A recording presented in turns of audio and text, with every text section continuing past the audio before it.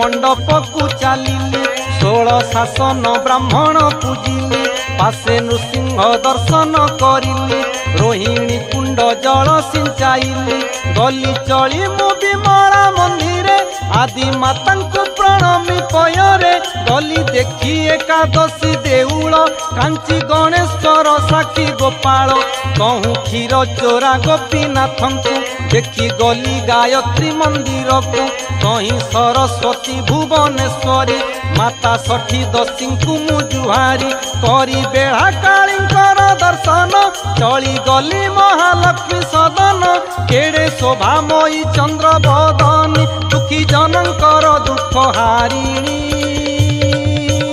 हारिणी मितणी लकिस कहिबिलो जहा देखिलिलो बड़ देउळे जाई त्रिभुवन काहीं नाही